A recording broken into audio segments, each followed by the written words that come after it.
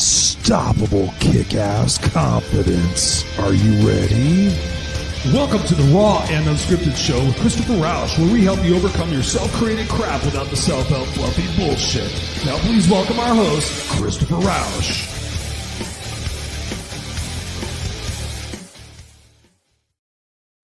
What's going on, ladies and gentlemen? Welcome back to another episode of the Raw and Unscripted podcast with yours truly, Christopher Rausch, and you are a true place where I help you overcome your self-created crap without the self-help fluffy bullshit.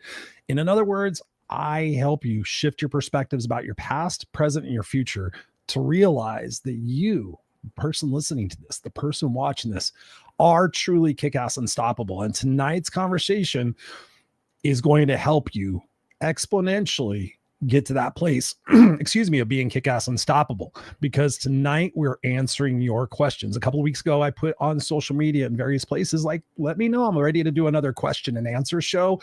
So let me know what your questions are. Send me an email, info@noexcusescoach.com. And you guys answered the request. I got questions from everywhere. I kept getting questions so much that last week I didn't even do the question and answer show because I kept getting questions. So now I have enough questions to answer for you guys based on life and relationships and goals and all those things. I probably have enough for 2 episodes. So tonight is going to be super impactful as always. And I'm going to encourage you to write stuff down. Take notes. If you're listening to this while you're driving or working out, go back and listen to this, because this is definitely going to be a show you want to take notes on. And then, of course, take action. We are living in crazy, crazy times. As of the taping of this show, it is October of 2025. And there's a lot of stuff going on in the world.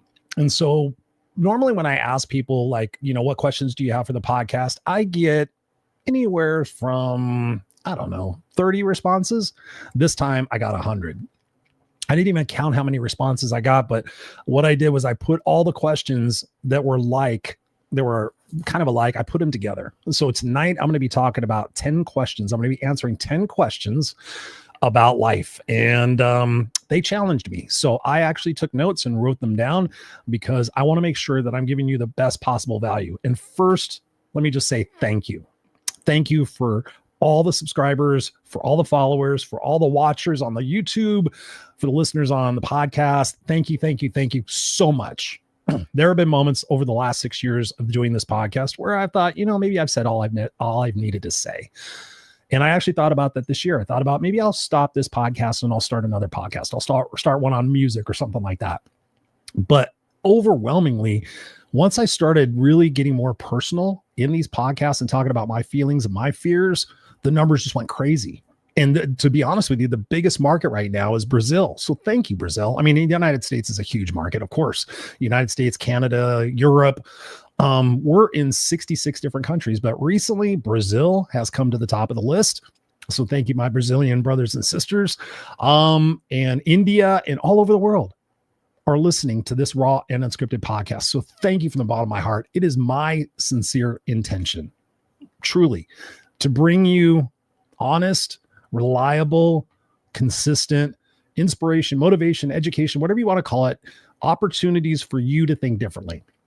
Because when we think differently and then we act differently, we build what's called confidence. And we build this confidence. And as we do that, we start to realize, man, I did that when I didn't think I could do it. And now maybe I can do this, and maybe I can do that. And maybe I don't need to limit myself based on my experiences. Again, the past, present, and the future. My intention, my goal in this conversation tonight is to get you to think differently about your past and your present and your future, especially because, again, like I've talked about in recent episodes, if you're new to the show, go back and listen to some of the recent episodes because they've been very personal and very vulnerable about what's going on in the world, what's going on. People were sitting there saying, I just wanted to go back to normal. And I did a whole show on that normal is no longer. It is now imperative. If you're listening to this or watching this, it is imperative that you start to think and act differently about yourself and your life. It is going to be imperative that you're stronger than you've ever been, mentally, physically, spiritually. It's going to be imperative that your relationships, your network of people that you can rely on, that you can build that community with, it's imperative that you do that now. It's imperative. And so tonight, let me just read to you again what I wrote, because I've been taking a lot of time and care into this to make sure that you know what you're getting. So I wrote, the title of this podcast is Can't Sleep, Your Toughest Questions Answered. And so here's what I wrote. It's 2 a.m. and the world is quiet, but your mind isn't. You're staring at the ceiling, replaying choices, questioning direction, and wondering if really if you're living the life you are meant to. You tell yourself you'll figure it out tomorrow, but tomorrow always looks a lot like today. In this week's episode of the Raw Unscripted show, we're going to talk about questions that keep you up at night, the ones that gnaw at you when the distractions fade and the truth gets loud. These aren't the kind of questions that you can Google your way out of. These are the questions that force you to face yourself. This is about honesty, guys. You have to get real and honest with yourself about what's going on in the world and your opportunities. Because like any other time in our life, we can look at this as a time of scarcity and, we're going to lose all these different things. But you can look at it as a time of opportunity. The time of opportunity is here. And this is what we're going to be talking about tonight. So this is no filters, no fluff, just real talk about what's holding you back and what's driving your fear and what's going to take to finally give you peace in your purpose.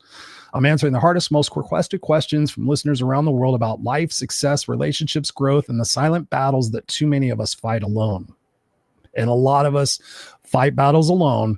And I'm here to tell you, please take this seriously. Ask for help. Ask for help and have people in your life that you can depend on to be honest with and let them know when you're struggling. This is about family. This is about friends. This is about community.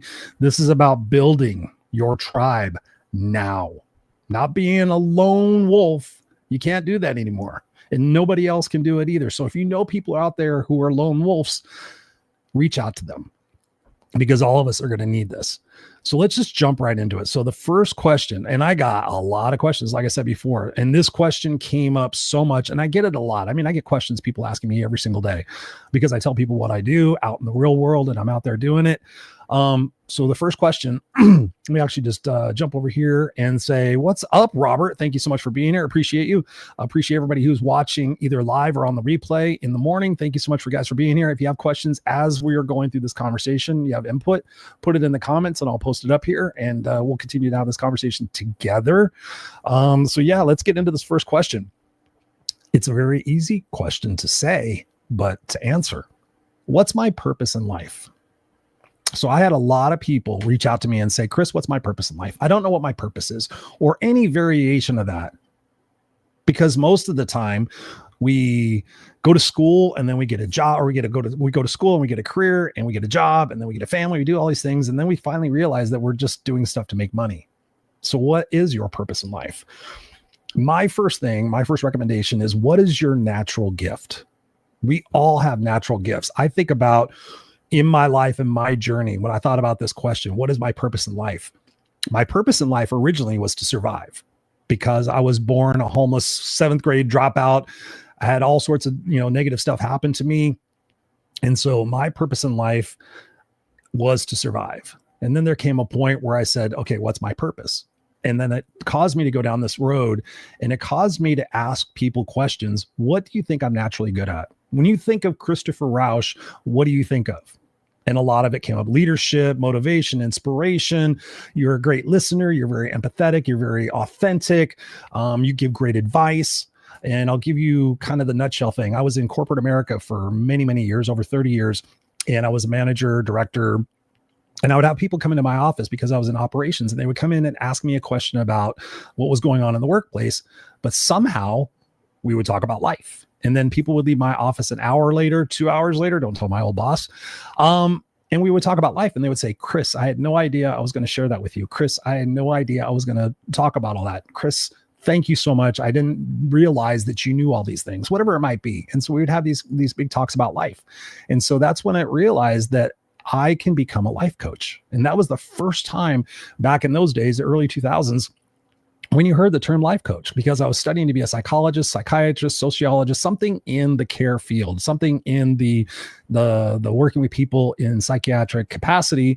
But I did not enjoy psychology and all those things. I enjoyed learning about it, but I felt like it was too structured and rigorous. I just went based on my experiences and the books that I read and the seminars that I went to and the masterminds I was in and everything else. And I was able to tell people, like, what is your natural gift? And I found out that my natural gift was being a coach, was giving people advice, was being a consultant. And then ultimately people said, you ask really great questions and you're a really great listener. And I thought, oh, wow, I love radio. I love music. I love talking to people. I'm very curious. Let me become a radio show host. And so in 2013, I started my own radio show. I did it for 5.5 years, called the Kick-Ass Radio Show. And then after that, I took 2 years off of my life and I didn't do any motivational stuff. That's a whole other story. And then in 2019, I decided to start this podcast. And now it's 2025. So you do the math. I've been doing it for 6 years. So when you think about what is your natural gift, what are your natural gifts? What can you do without thinking about it? What can you do all day long without thinking like it's a lot of work, whatever it might be? Oh, I'm really great at shopping. Okay. Can you become a personal shopper for somebody? Whatever it might be. And the thing I want you to think about is your natural gifts, your natural passions and things of that nature might be tied to something like, I think about it like when we were kids, want to be a rock star or an astronaut or a race car driver. And then we get older and we can't think about that necessarily, but maybe I could get into the racing industry. Maybe I can get into the music industry. Maybe I can do something that's related to that where I can still share my natural gifts and also maybe learn something and provide, information to everybody else and do it in a way that's profitable. Because I think about that, like, what did you dream about as a kid? And how can you do that? So like when I was a kid, everything was about music. And so in my early 20s, I went to look for opportunities in the music business. I thought, okay, I can't be a musician, but I could be in the music business. I'm good at business. I'm a business major. So how can I get into the business of music? And so I started reading a bunch of expensive books and I started learning about internships. And so I created internships for me to go work at record companies in Los Angeles. I lived in Southern California. And through that process, I realized that I did not like the music business, but there was aspects of being a rock star that I embraced. Obviously, if you look at me, I look like a rock star and I feel like a rock star and I think like a rock star in the terms of you rock your life. And it doesn't necessarily have to be about music, but I love music. So when you think about it, your purpose, again, asking what our purpose is, I want to give you this directive right now. Your purpose is to live, laugh, and love. Live, laugh, and love. And maybe learn. How about live, laugh, love, and learn? What's up, Crystal? Thank you so much for being here. Thank you, Jacqueline Rose, for being here. All you guys are beautiful beautiful souls. I appreciate you. Here's another thing that I've helped a lot of people with. When you think about, like, I don't know what I want to do, this is the best opportunity to try different stuff, to go on YouTube and okay, how would I start being, how would I get a job in the music industry? What positions are in the music industry? How could I become a personal shopper? Google personal shoppers and find out what they've done. And everybody right now is sharing it, how they do these things. So you can do it. But more importantly, you can just actually start on your own and think about, okay, what areas do I see in that particular industry where my unique traits, my unique qualifications, my unique style can bring something new, can bring something fresh? And I will tell you this, when I started the podcast, it is called Raw and Unscripted for a reason. And at that time, everybody was doing camera angles and microphones and cameras and all this different stuff and creating outlines and creating, what do you call it? The fucking shit you read all the time, a teleprompter and doing all that stuff. And I just decided that I was going to be me. Just raw and unscripted, Chris, right? Here's what you get. Guess what is the biggest thing right now that people are looking for? Because all those people did the podcast and did it all perfectly. Now they just want to see raw stuff. Like my old walk and talks, the walk and talks that I still do. All I did was I just carried my phone and just did a walk and talk. Like people were doing all these elaborate things. And because of those walk and talks, and still I do today, got tons of coaching clients from it, just from being raw and unscripted, just from being natural, just from being the kick-ass guy. So the big thing when you say, what is your purpose is to be you, to be unequivocally you, unapologetically you. And if you have to put on a mask to go to work, and you have to put on a mask to go home, and you have to put on a mask to go see your friends, if you can't be authentically who you are, that is your first purpose. To own and love who the fuck you are. Because at the end of the day, nobody's going to be you. And the world deserves you. The world needs you, right? Now think about that. Jacqueline says here, she goes, I always wanted to be a rocker. I love to sing, wanted to be a rock god. Well, you are a rock god, Jacqueline. I see you out there doing your Facebook post and doing that. Michael Baker says authenticity, always be true to you. What's up, Michael Baker? Thank you so much for being here. Yeah, right. When I think about, the fact that, and I think we're going to talk about this a little bit later because somebody had asked me another question, but let's just focus on that for a second. And then also I want to highlight something. They say, somebody said, where do I find my purpose? Or, what's my purpose? It was all sorts of different variations. I wrote this down. Purpose isn't found. It's built through consistent action and curiosity. And most people confuse passion, what really excites you, about purpose, what fulfills you. So when you think about this, purpose is revealed when you stop asking, what do I want? And you start asking, how can I serve? How can I serve? And again, this time in life, as of the airing of this particular episode here in the United States, the food stamp assistance is going to end on November 1st because of the government shutdown. I don't know how many people, thousands, millions of people aren't going to get fed. So here is a time to serve. Like, do you love to cook? Do you love to bake? Do you love to make cool snacks? Can you make some grab bags for some homeless people? Can you help out the people in your community, in your apartment complex, who might be hungry, who may be on food stamps and are too shy and too proud to say anything, and they're just going to suffer and eat canned beans for the next 2 weeks, when you can actually serve your community in truth and transparency? I talked to my wife the other day and I said, maybe we could start making spaghetti dinner in the park, once a week. And maybe we can inspire other families to make a meal in the park once a week. We have a park that's just right over here. And maybe we can do that for people in need. Maybe we can go around to our local, our neighborhood right here and just say, hey, if you need a meal, if you need food, if you need, cat food or pet food, something like that, reach out. Don't go hungry. Don't go in silent misery. And guess what? When you're back on your feet, maybe I might need something. Right? So we help each other, the humanity. That's what we need right now. So when you think about that, what's your purpose right now is to serve and love yourself, and then serve and love humanity, and do what you love to do in the process. Okay. So here's some self-study questions that I want to give to you. What activities make me lose track of time? What activities make me lose track of time? So when you think about that, for me, I love to research. I love to learn. I love to teach. I love music. I'm actually going to start a music podcast where I'm interviewing musicians and talking about music and life and the lyrics and how it interrelates. And, what are the songs that we lost our virginity to? What are the songs that we had our first breakup to? What is our first dance song? What is, just talking about music and how it relates to life, because when people talk about music, they light up. And that's one of the things I love to do. So why not? Why not?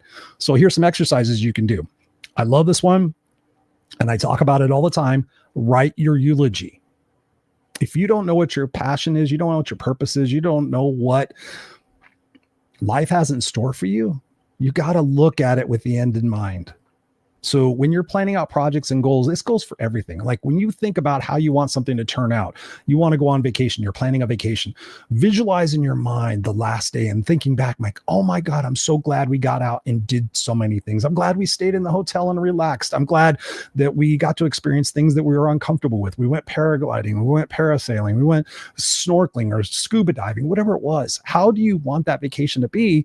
And how do you want to feel? And then just work backwards from that. Like, okay, so I believe I want to have some adrenaline. So, okay, I'm going to book some excursions. Okay. Excursions cost money. So maybe I might need to plan a little bit more for my vacation and put it off a little bit more, but plan for those things. Be excited about those things. Have things on your calendar that you're excited about and that you're working towards. But ultimately the same applies when you write your eulogy.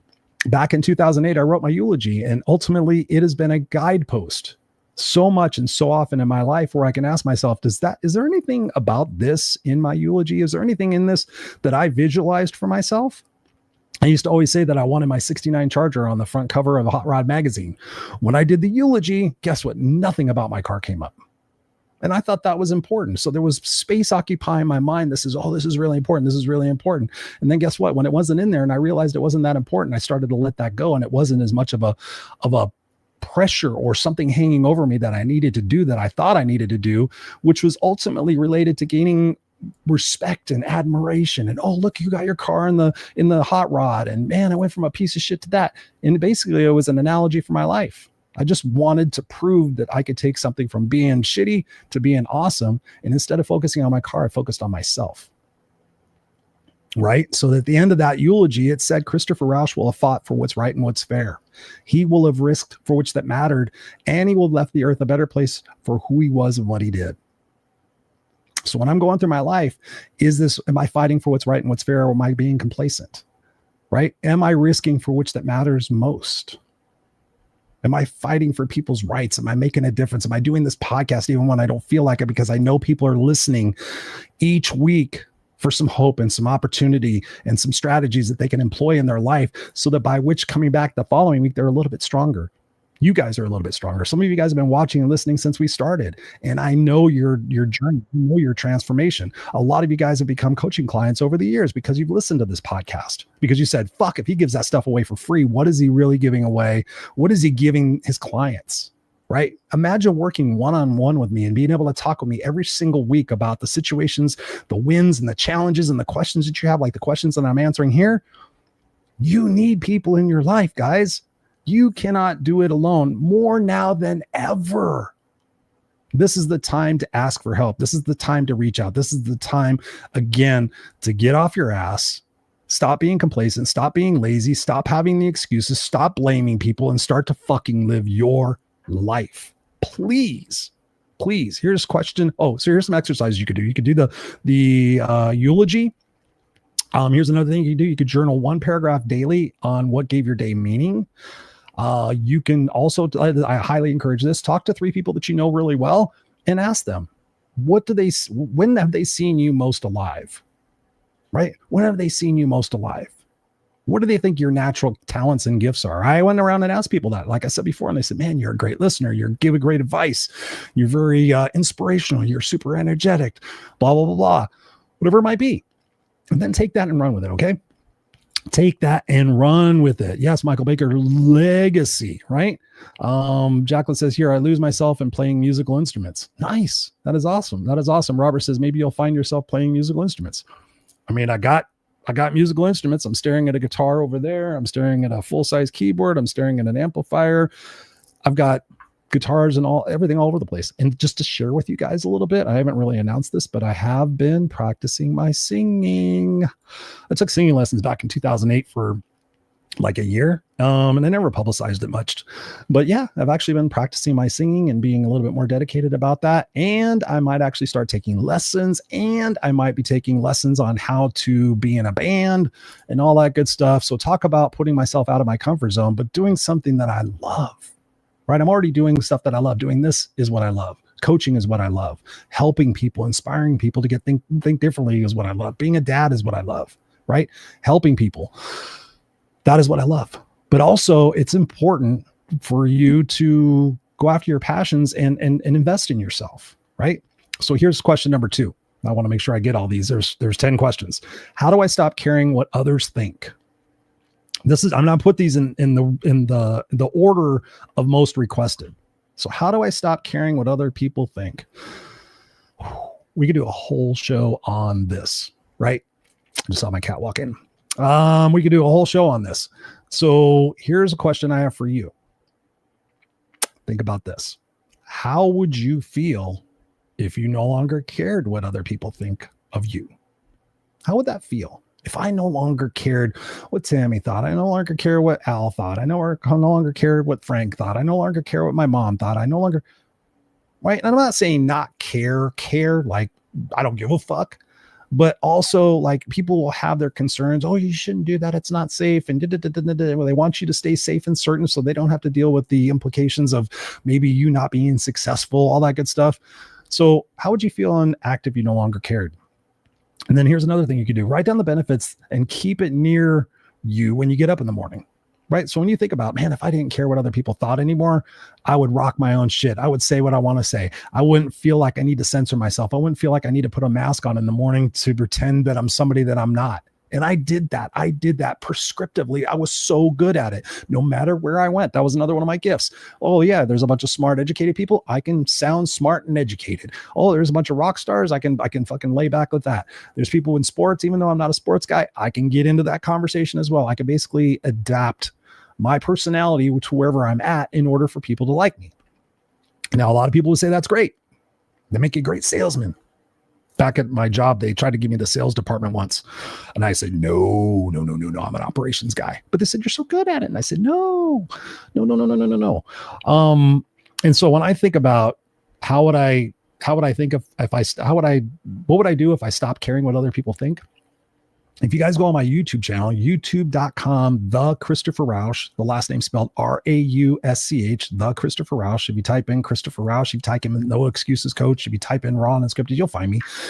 There is a playlist on my YouTube channel called Suit and Tie Speaking. For those of you guys who may not know me, I wore a suit and tie and I spoke professionally on stage, did the whole triangle hand pose. Ladies and gentlemen, we're here today to talk about inspiration. Inspiration. I would say some fortune cookie shit, and I would never swear, and I would be prescriptively who the audience wanted me to be, who I needed to be for them. And I was successful and I made good money at it. And it was my side hustle. But then I was backstage and I looked around at all the other speakers and I'm like, we all are wearing the same color suit, the same tie, doing the same hand clasp. We're all out there selling our wares.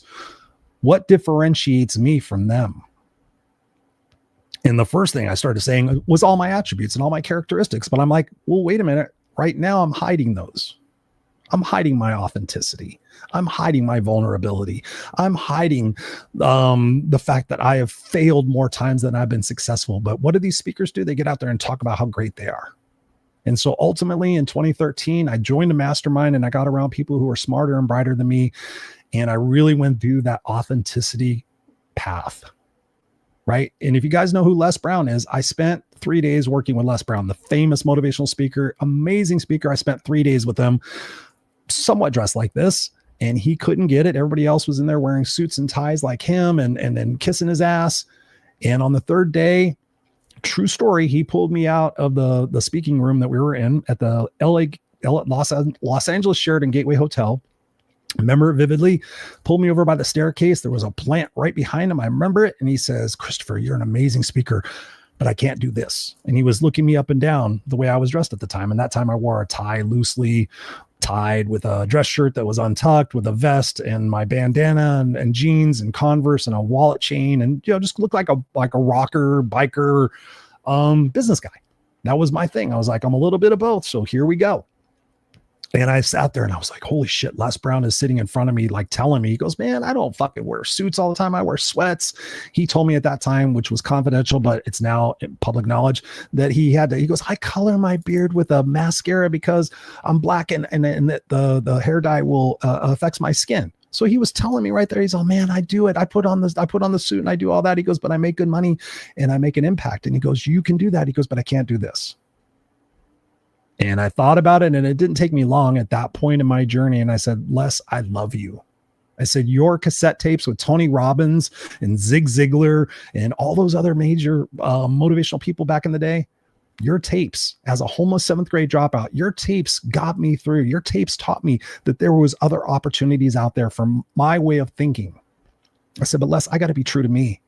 I can't do that journey anymore where I'm pretending to be somebody else. And so in that moment, I had to stop caring what Les thought, what my mentors thought.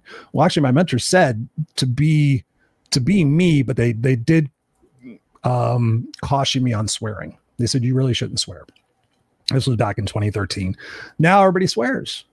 But I did my authentic journey. You guys can go back and check it out. I was me. And I lost business. I lost all sorts of things. I thought. But guess what? I gained confidence. I gained clarity. I gained peace. Peace in the fact that I knew I didn't have to pretend to be somebody I wasn't. That I could let the message flow through me instead of having to put it through a filter to make sure I wasn't being sarcastic or I wasn't being straightforward with people to the point that they're uncomfortable. And now I'm confident in saying that I could look at somebody on a Zoom call and a coaching call and saying, I worked with you long enough to know that you're bullshitting me. You're bullshitting yourself. I said, and I'll tell people that, right? Oh, Jesus Christ. But guess what? After the shock wears off, they go, thank you, Chris. Nobody's ever had the balls to tell me the truth. And guess what, ladies and gentlemen? I love who I am. Not only do I love who I am, but I like who I am. Right? So when you think about it, How do I stop caring what others think? Why do you? Why do you care what other people think? And then you start peeling back the onion. When did I start caring about what other people thought? And you think about your childhood. Oh, when I bring my report card home, I cared what my parents thought. Did I get good grades? Hey, Chris, you're awesome. You're smart. I love you. I appreciate you. You get to go to the store and pick out a toy. Or when my grade's bad, you're an idiot. You're stupid. You're grounded. How are you ever going to get through life? Right? And I had both of those situations. And so that's where my belief started, that I care about what other people think. I care what my teacher thinks. I care what my mom thinks. I care what my friends think. I want to be liked. I want to be accepted. I want to be included. And so guess what? Our reticular activation system, our brain started looking for opportunities of being liked, of being accepted, of being included.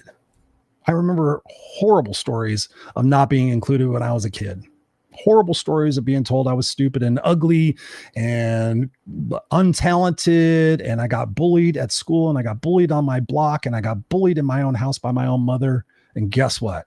I'm still here at 56 years old, rocking the fuck out of life, enjoying my moments, because I've opened myself up to that honesty, and I've opened myself up to that perspective to say, sure, it's not that I don't care what other people think. I just care about what they think in a specific manner. Like, do they respect the risk that I'm taking by fighting for what's right and what's fair? Right? There's certain aspects that you can care, but do I care whether somebody likes this or not? I've had people tell me, "Oh, you look scary. You look this." I'm like, cool. If I'm not for you, that's okay. I never take it as rejection, because so oftentimes we do take it as rejection. We label it. I've been rejected. I was rejected again. I've been rejected more times than I've been accepted. But guess what? The places and the people I've been accepted by matter way fucking more than all the other people. Because guess what? They were being frauds too. They were being prescriptive too.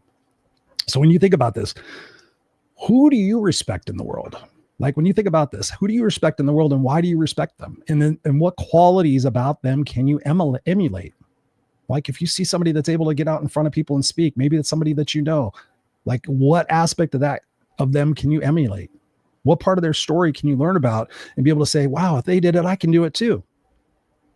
Right? Because you can do it. You can.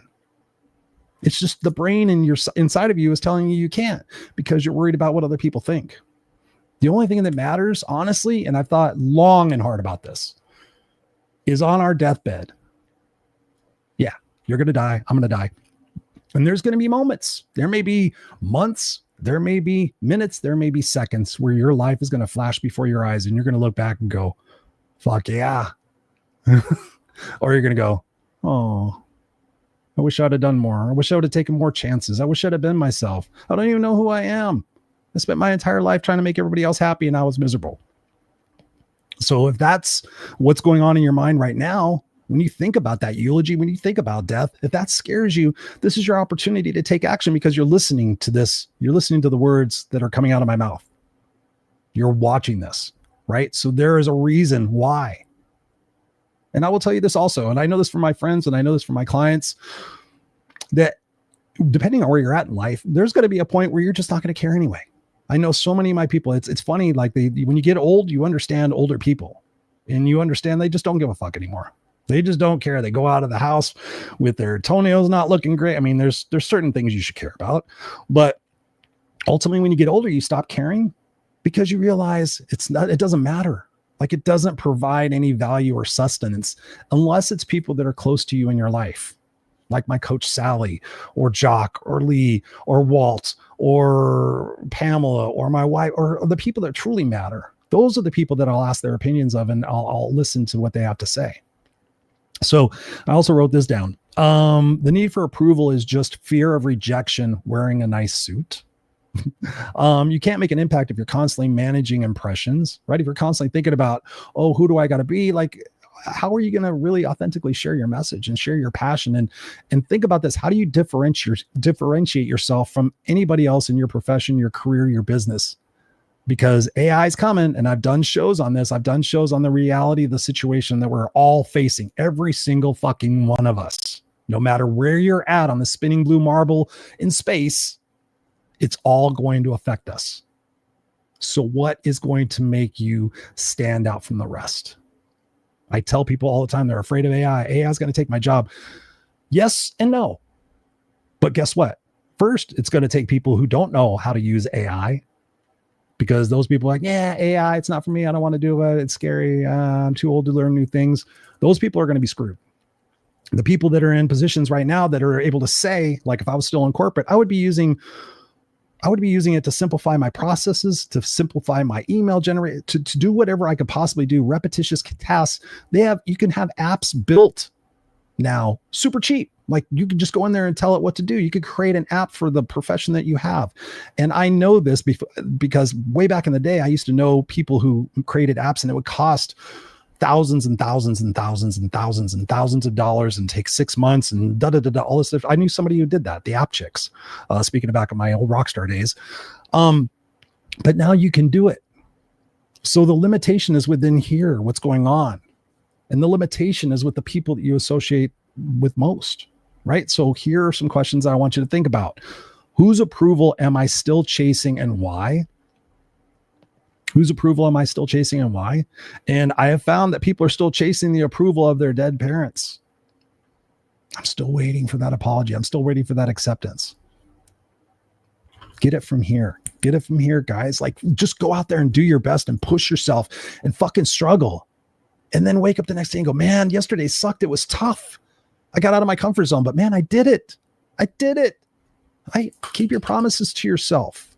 Keep your promises to yourself. I have to do the same thing. Listen to me. When I'm talking out loud, I am telling myself the same thing because I need to hear this as well. So here's another question. What's the cost of trying to be liked by everyone? What is that cost? Maybe you're liked by no one, right? I know people that were super friendly, super outgoing, but just rubbed everybody the wrong way because they were trying too hard. And sometimes we don't realize we're trying too hard. Oh man, they're trying too hard to get attention. They're trying too hard to get approval. They're trying too hard in meetings, and you see them, you're just like, oh, shut the fuck up. Jesus Christ, will you stop trying to prove yourself? Will you stop trying to be a know-it-all? We all know those people. Here's another thing. Go 24 hours making decisions without seeking validation. Or you can write this list of things I've done to please others that didn't please me. What's going on, guys? Appreciate you. Michael Baker in the house, still rocking out. He says, rejection is not just redirection. Yeah, right? It's not just a redirection. Rejection might be the best thing you ever fucking had. I told the story just recently. I told somebody, they said, when was a bad time in your life that you now look back on and with appreciation? I'm like, it was the day that I got let go from my job. November 7th, 2019. I think it was 6:33 in the morning. 26 years. Bye-bye. Horrible experience. Best thing that ever happened. Hands down. Sometimes you will go through shitty experiences and not realize that that is the birthing process for who you are becoming. And we know the birthing process is not an easy process, right? So you can avoid it and have regrets, or you can hit it straight on every single fucking day and be proud of yourself. Last year, my word was pride or proud, right? How can I be more proud of the things that I do every day? What are some additional things that I could do to make myself proud? Keep my promises to myself. Get up at 5 o'clock and go to the gym. Do all these different things, right? Even when I don't feel like it. That's the important thing, right? People sit there and tell me, I don't know what to do. And I'm like, why is it that you're not doing it? I just don't feel like it. Or there's something that has to do with their feeling. I don't feel smart enough. I don't feel bright enough. I don't feel strong enough. Who fucking cares what you feel? It's what your actions dictate. So sit there and say, fuck my feelings.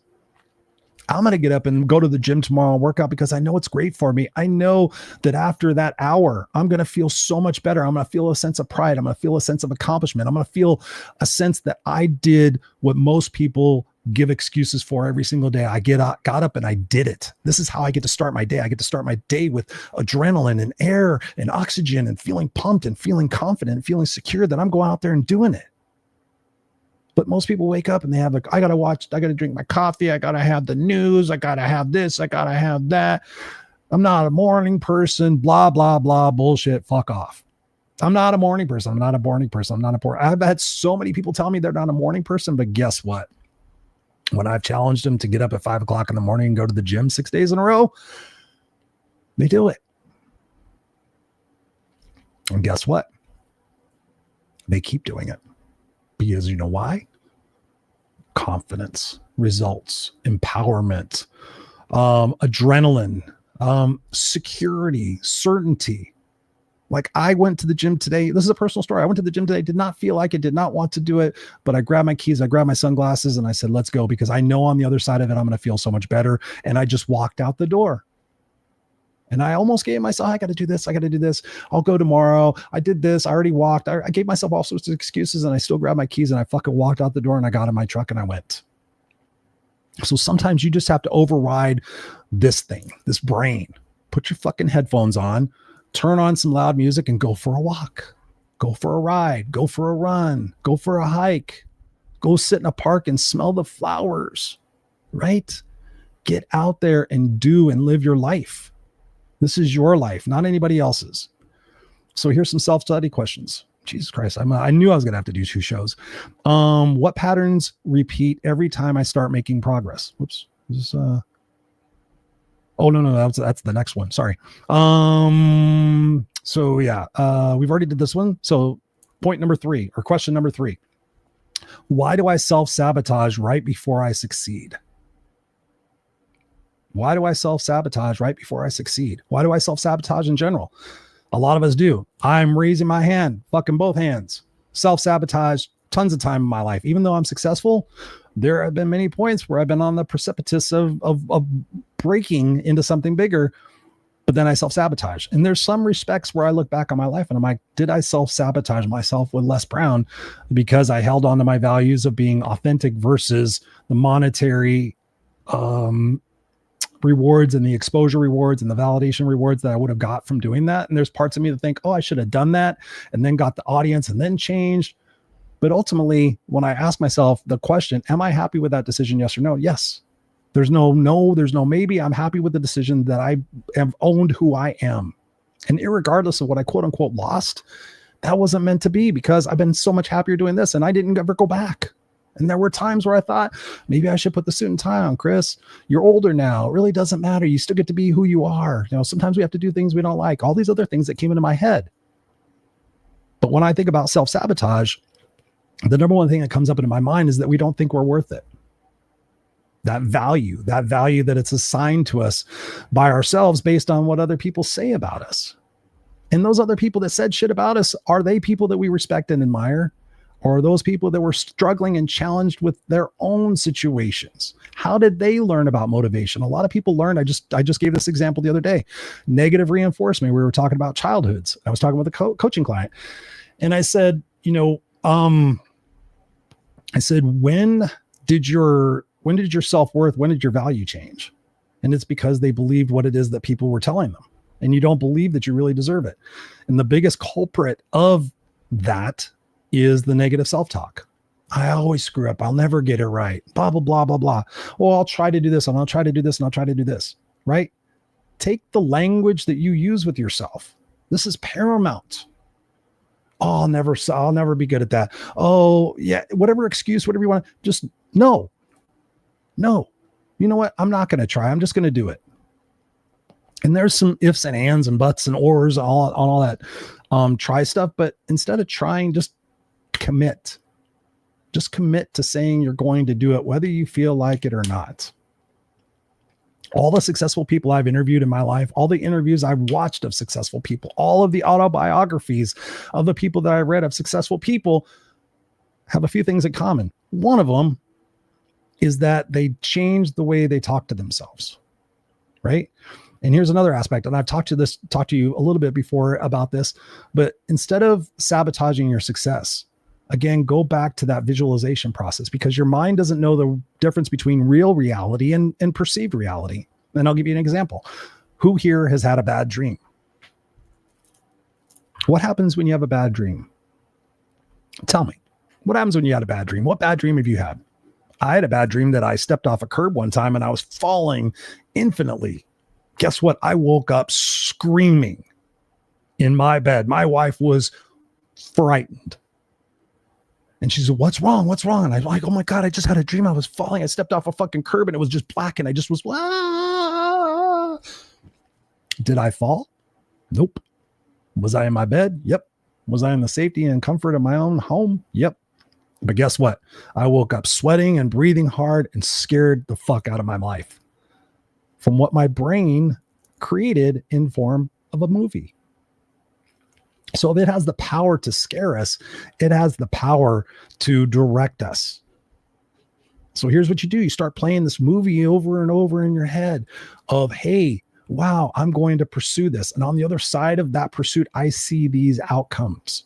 I see myself standing taller. I see myself smiling more. I see myself surrounded by people who truly get me and love me anyway.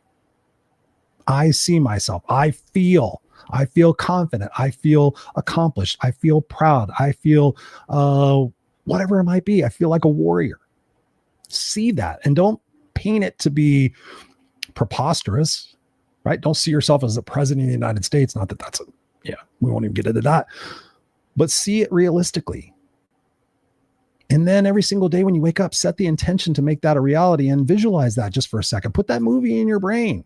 Because guess what? You're going to find opportunities and facts and truths that support that dream.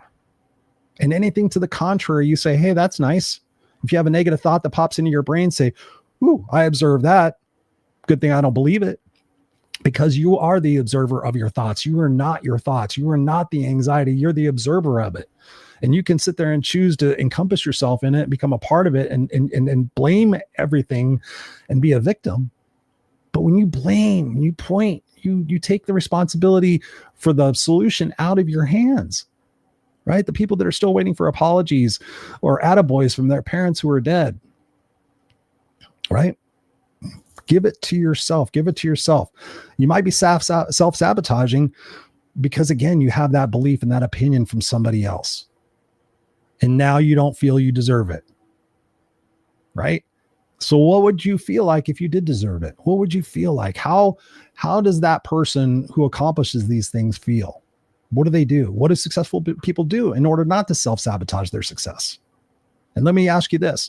If you're listening to this and you have self-sabotaged your success, how many of you have specifically and intentionally went to the Google, went to the chat, went to YouTube and diligently, intelligently and intentionally figured out how to stop self-sabotaging? You probably haven't, because you probably, I've always done it. I'll never be able to stop self-sabotaging. That negative self-talk is a story I just keep telling myself. You keep telling yourself that story and you keep cementing that it's true. Guess what? You'll never get out of that vicious cycle, right? So when you think about that, like my self-sabotage could and very well may be this book. I just had somebody reach out to me on message today and said, hey, Chris, did you ever publish your book? And I said, actually, I haven't. And you guys, anybody who's been following the podcast for the last 4 years, know I started writing the book in 2020. The book has been done since last year. I've gone through 3 editors. So that's a whole thing that I'm dealing with in myself. Right? Am I afraid to put it out because I think it's not going to sell? I'm afraid to put it out because I haven't finished writing it in the way that I know that I want to, whatever it might be, whatever excuses. So I need to look at that for myself. Right? So here's some questions that you can ask yourself. What patterns repeat every time I start making progress? Massively important. What patterns do I repeat every single time that I start making progress? Oh, I become overwhelmed. I become busy. Oh, I have so much going on. I have people telling me that. I'm like, what you got going on? Tell me about your day from the time you get up to the time you go to bed. Oh, there's some spaces in there that you are filling your time with responsibilities that could be given to other people. And we're going to talk about that in a second as well. So God damn, we're only on question number 4. Let me check and see how everybody else is doing here. What's going on? Michael Baker. Yes. Michael Baker says here, we have to forgive ourselves and put our past behind us. Resentments, fear, guilt, and shame, remorse, and regret. Self-sabotaging behaviors and patterns have to be overcome. So, Michael, how have you overcome your self-sabotaging behaviors? Or did you have them? Michael also goes on to say here, there's no authority without accountability. Ooh, accountability. I have an accountability coaching program right now. It's your life and you have to take responsibility over it if you're going to be the authority over it. Yes, Michael, 100%. 100%. Where are we at in time? Truth be told, I had a kid throwing up before I came up here to do this show, and he's downstairs not feeling so good, and my wife's not here. So I'm like, let me know, buddy, if you need anything. Okay, number 4, how do I find discipline and consistency? Number 1, you don't find it. And we talked about this before, like discipline and consistency, that really is about the negative self-talk. It really is about how you feel, right? Discipline and consistency is doing things that you don't want to, but you want the result. So I encourage you to read a book by a guy named David Goggins. David Goggins, he's written 2 books. You want to talk about the no fucking excuses, dude? And I will tell you this, I follow David and I follow his ideas and his overarching themes, but I am not going to run 100 miles on broken feet. I'm just going to tell you that. He talks about a story where he had to tape his feet together, all this stuff. And we talk about unstoppable. Great for David. But that same thought process can apply to me without breaking my bones, without doing stuff that could permanently damage my body. So check that out. Mel Robbins wrote a great book out there called 5, 4, 3, 2, 1. Within the first 5 seconds of waking up, we see the bell. Oh, if I just hit the snooze and I get 10 more minutes, I'll feel better. I'll feel more rested. It's bullshit. 5, 4, 3, 2, 1. Get the fuck up. Put your shoes on. Like, just get up and put your feet on the floor. Get up and stand up and sit there and say, you know what? I'm not going to go back to sleep. And I'm guilty of this. Some days I do. And then some days I have to challenge myself like, Chris, you have proven yourself so many times. You don't need to continue to prove yourself, because sometimes I think I need to prove to myself. But there's other times where I'm like, you know what, Chris, you can afford to stay in bed. You can afford to relax. So there is that balancing act. There is that balancing act of nourishing yourself and allowing yourself those opportunities. But if you've been like me all my life and not rested and not sat on the couch and watched a movie, I didn't watch television shows and movies. I didn't sit on the couch. I didn't do shit like that. But guess what I do? I do a lot of that now, and I'm proud of it. Because I was that hard charger, because I was so gung-ho about accomplishing things, because there was a scarcity mindset behind it. Like, if I don't keep going, I'm going to lose my income. I'm going to lose my money opportunity. I'm going to whatever. And that scarcity mindset I had to destroy. I had to get out of that. And sure, sometimes it still pops up. There is that opportunity. And let me just say this, you're never going to cure or solve any of your problems 100%. And when I have people sit there and say, Chris, you're so happy and you're so positive and you're so energetic and you've got all the answers, I'm like, no, I don't. I just have the ability where something would take me 6 weeks to recover from, I got it down to 6 days. And then I got it down to 6 hours. And sometimes I have it down to 6 minutes where I can just sit there and go, Chris, what are you supposed to be learning right now? I'm supposed to be learning not to self-sabotage myself. I'm supposed to be learning to keep my promises to myself. I'm supposed to be reminded of whatever it might be. Right? Change your state. Instead of looking for what you don't have, how about looking for what you do have? In a moment where I'm feeling frustrated or I'm feeling, scared or depressed or whatever it might be about what's going on in society, I'm like, you know what I got? I got right now. And guess what? I'm fucking thankful I have my fan on. I'm thankful for the air conditioning. I'm thankful for my cat right here and my cat right there and my dog right there. They're literally here in the studio with me. I'm so grateful. So how do I find discipline and consistency? Again, it goes back to that vision. What are you here for? What's your ultimate impact? If this is the last thing I do, God forbid, I have a heart attack, I have a stroke, I fall down the stairs, whatever it might be, I will be so proud that this is the last thing that I say. I will be proud that this is the last thing I do. Every single day, whatever I write, whatever video I do, whatever conversation I have, if that's the last thing I do, I'm proud of that for that day. I can't predict what's going to happen. I can watch the news and I can see what's happening with AI and I can try to prepare my son. But ultimately, I just have to understand that it's life. And there are certain situations that are going to happen and I'm going to have to respond to them. And I'm going to have to respond to them from a different skill set. I'm going to have to respond to them from a different position in my life. And that might be scary, frightening, or whatever it is. But again, stand up, stand tall for yourself, stand proud. Like, think of all the things that you've been through in your life. You fucking crushed them. Maybe you didn't crush them, but you got through them and you're still standing. You're still here today. You're still listening to this podcast, sitting there saying, hey, every week, Chris, I want to grow a little bit more. I want to be a little bit more inspired. I want to be like you. I want to go out there and give advice to other people, whatever it might be. Do it, right? Discipline and consistency come from taking that imperfect action.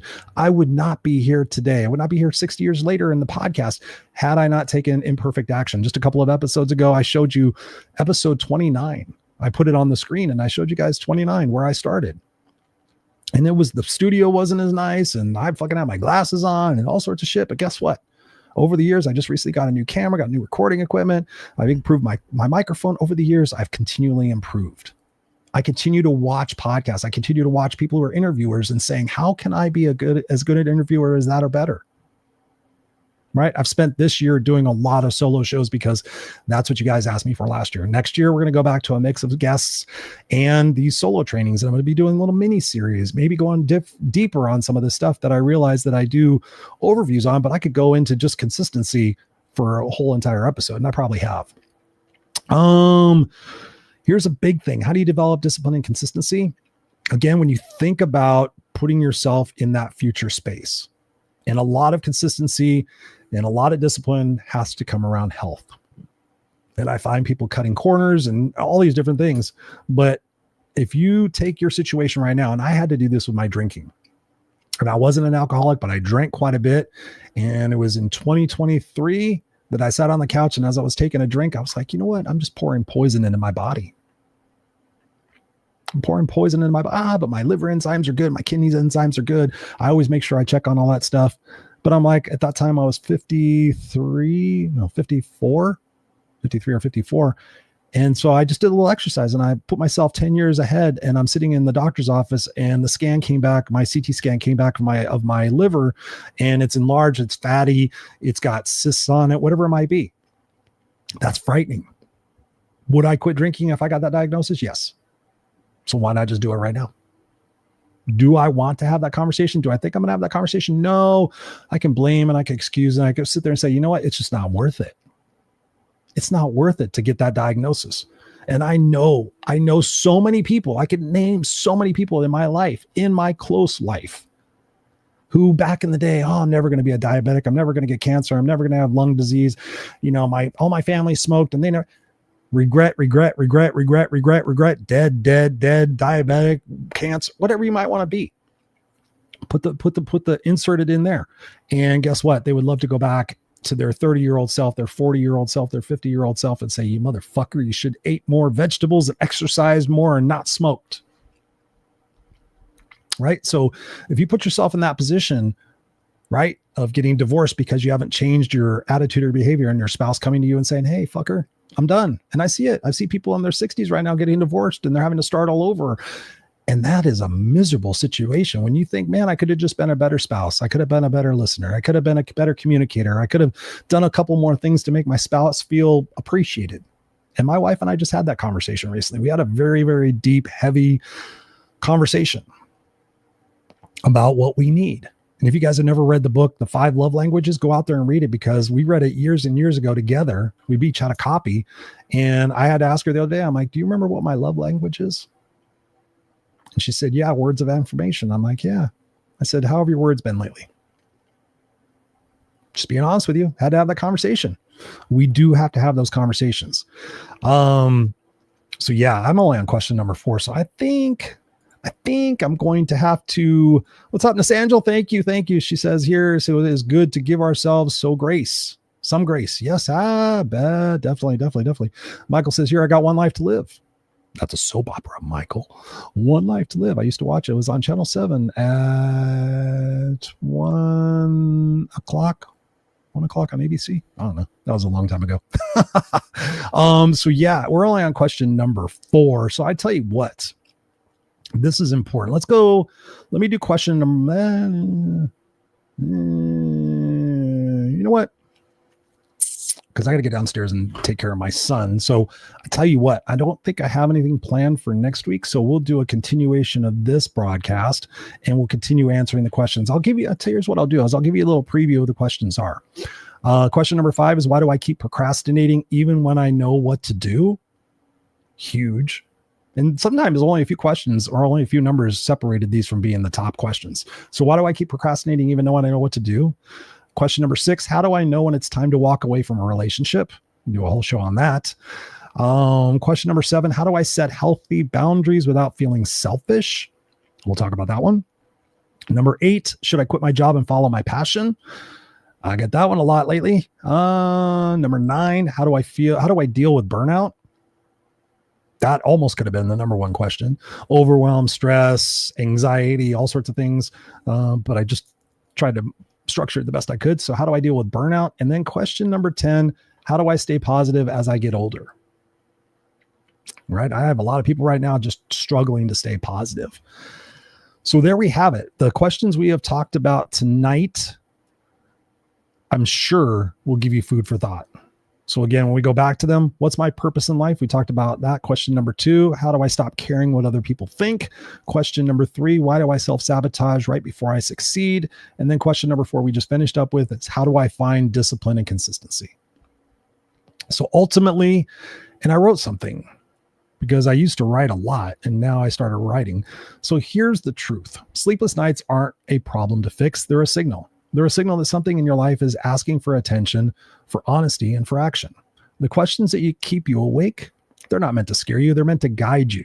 So tonight I challenge you. Pick the question that hits you the hardest. What question?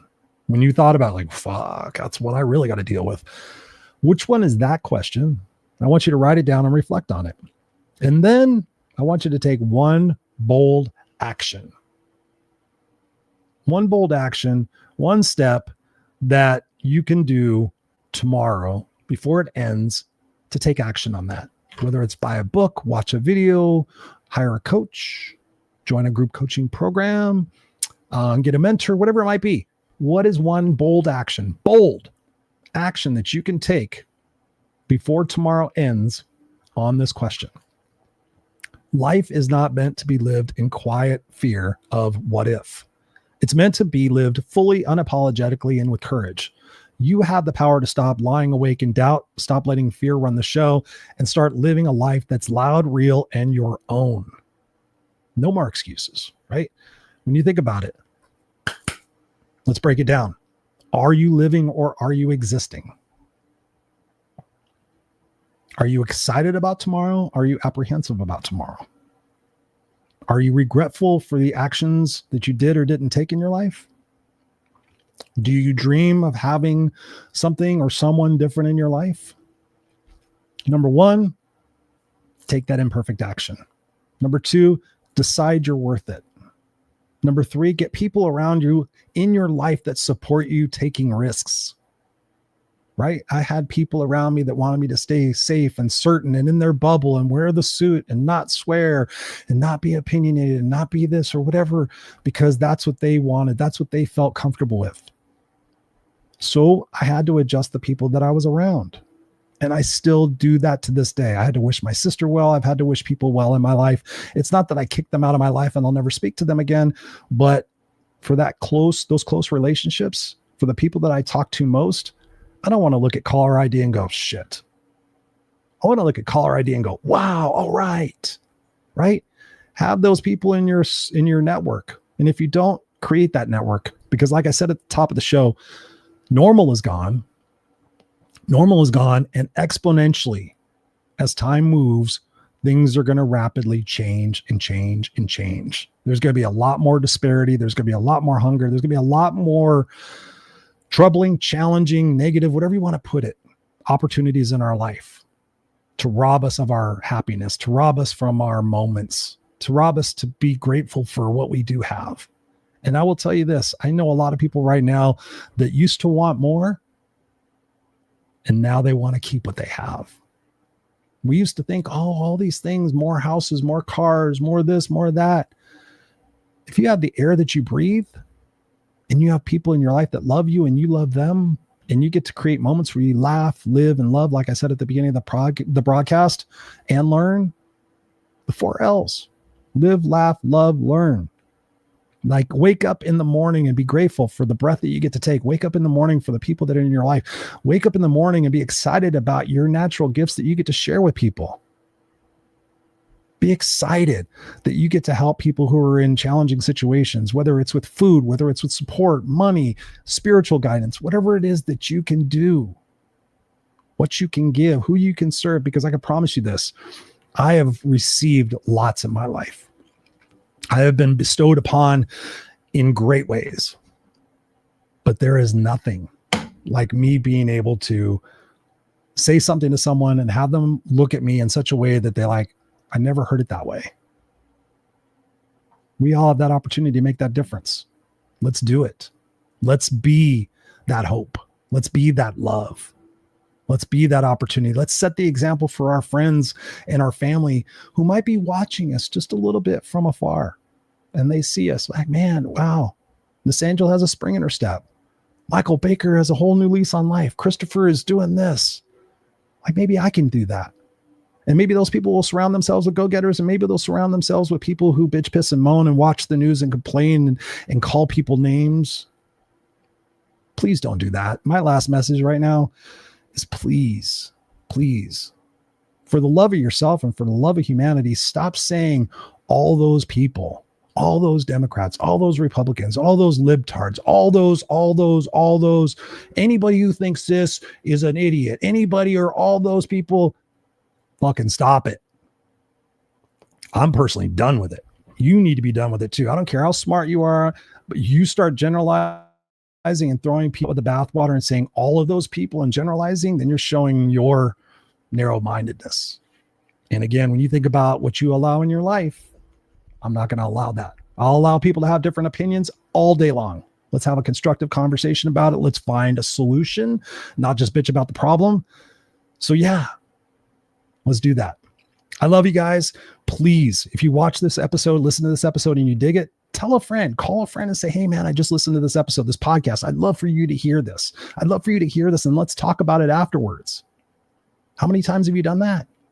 Like, let's talk about this. Let's make it a plan. Let's be accountability partners. If you can't afford coaching, if you can't afford to invest in yourself and you need to, like, even if you get a side hustle or a side job, use that money and get a mentor, get a coach, get a class, get something, invest in yourself, have skin in the game. I promise you, the people that have worked with me and had skin in the game first tell me, oh my God, that's a large investment. And then they come back and tell me, man, Chris, I don't know where I would be without it.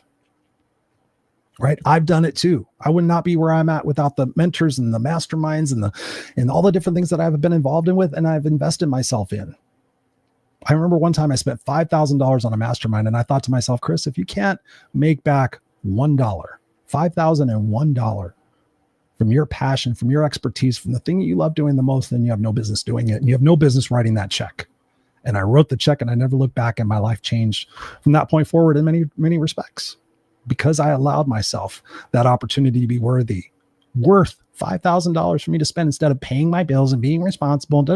I wrote the check and I joined the mastermind and it changed my life. So there's what you could do. I love you guys. Michael says, yeah, that in General Hospital, right? I used to watch all my children.